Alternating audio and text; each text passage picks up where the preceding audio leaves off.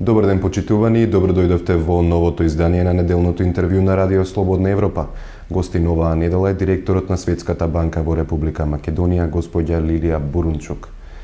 Ms. Burunchuk, the Doing Business report notes, as it is stated, that Macedonia is amongst the 10 economies that made the biggest strides in creating a regulatory environment more favorable to business. However, judging by media reports, one gets the impression that the report notes general progress in the economy. Is this the case? Well, the fundamental premise of doing business is that economic activity requires good rules, and rules that are efficient and which are simple in implementation. Doing business looks at 11 areas where these rules are important for business environment, starting with opening a business, getting construction permits, employing people, registering property, and so on, and finishing with closing a business. Of course, doing business reforms don't measure all important factors that impact business activity. It doesn't measure, for example, the quality of labor force, or the quality of public administration, or the transparency of the procurement process in the country. But in the area in which it does measure, the government did make good progress. It takes time to see the changes in the economy, but we can already see that investment, both domestic and foreign, is increasing, and there is increased economic activity in the country overall. Granted, it has become very easy to start a business in the Republic of Macedonia, but then what? How do you rate the support for the startups in the country? We've been hearing these messages from businesses as well, and this issue of access to finance is coming up regularly in surveys of businesses. In Macedonia, it appears that problems are with high requirements for collateral, or with the underdevelopment of other sources of financing and instruments for financing, like leasing, factoring, export insurance, or venture capital, and more needs to be done to develop this.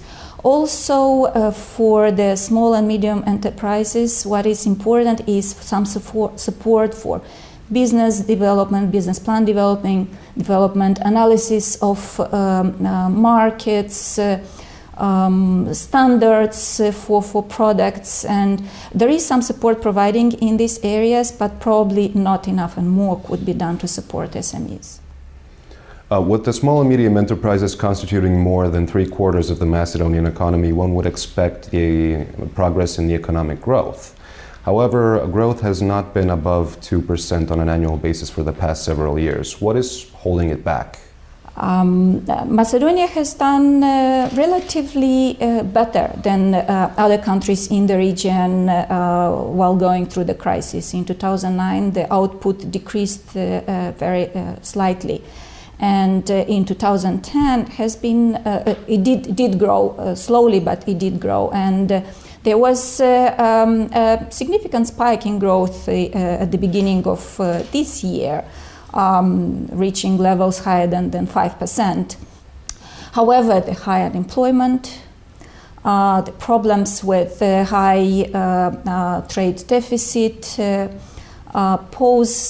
create some risks which require some additional efforts to support growth in the future. What successful economies in the world show is that higher growth rates over a longer period, a sustained period of time, require very good education, very good skills, people skills, strong human capital, require sustained high investments in infrastructure, require long-term and very clear and consistent and predictable policies that are implemented by a capable public administration. And all this on top of very strong macroeconomic performance.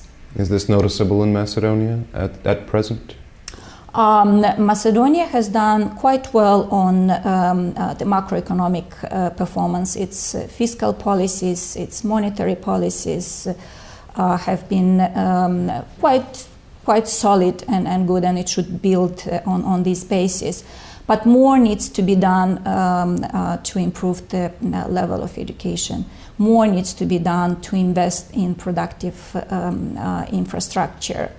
And more needs to be done to have predictable rules for all businesses in the longer term. And you have to make some sacrifices today in order to get a better quality of life for the population and for the future of the country.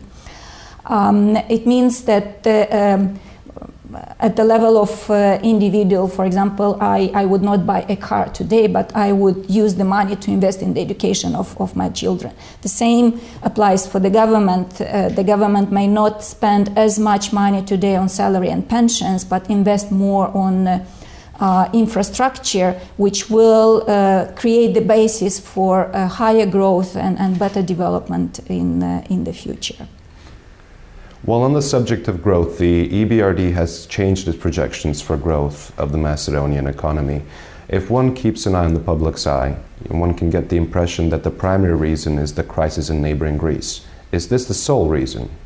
In terms of the risks, there exist significant risks in the current very uncertain environment, and of course the developments in Greece and in the Eurozone are impacting Macedonia, because Macedonia's exports, most of Macedonian exports are going to the Eurozone.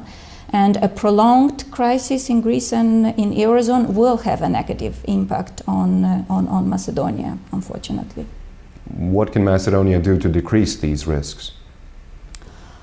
Well, Macedonia is a small country and has a small market, and it has limited domestic instruments which can fully mitigate the impact of these external factors. But there are still steps which Macedonia can do to improve, to mitigate some of the possible consequences. First and foremost is keeping up with a very stable macroeconomic environment. Macedonia has done very well in the last decade. It has had prudent fiscal policies. It had solid monetary policies. It has a good and solid financial sector, and it should continue with these policies in the future. It should also prepare for the future and not build up any risks in the system by not for example, increasing the wages and pensions, so that it leaves room leaves fiscal space to be able to react in case of some fiscal pressures brought by the crisis in the future, and with the freed up resources, create an environment, a less costly environment for businesses to operate by investing in infrastructure and improving the doing business environment, which the government is obviously doing, as showed by the doing business results.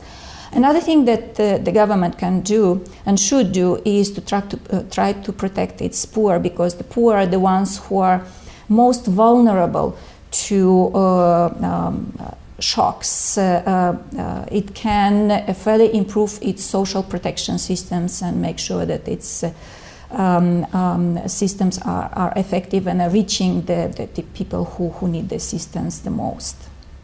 Thank you, Ms. Burunčuk. Тоа е се за ова издание на неделното интервју на Радио Слободна Европа, повторна средба за 7 дена.